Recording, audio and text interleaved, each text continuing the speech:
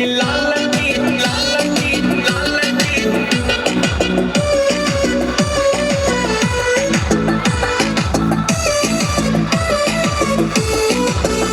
राधा कहे कहे राधा कहे कहे हमके जब बुलावे, राधा कहे कहे हमके जब बुलावे, कैसे कहे कितना मानवा के भावेला।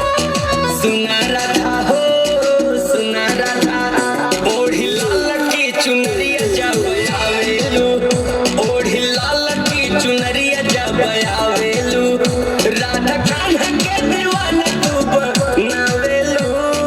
सुना कान्हा हो सुना कान्हा, कैसे कहे कितना मानवा के भावेला।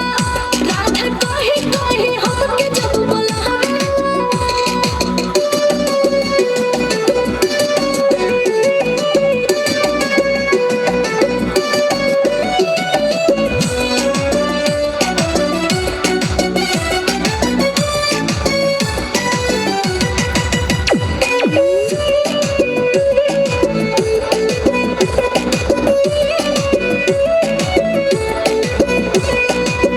घट पे हमके बोला के, नाचेलू संगे नचा के। बस गइला दिल में तो मीठी मीठी बतिया बना के। राधा बन घट पे हमके बोला के, नाचेलू संगे नचा के। बस गइला दिल में तो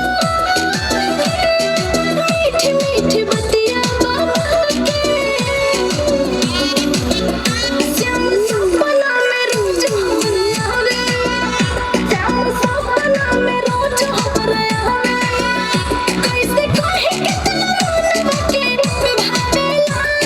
सुना राधा हो सुना राधा, ओढ़ी लाल की चुनरी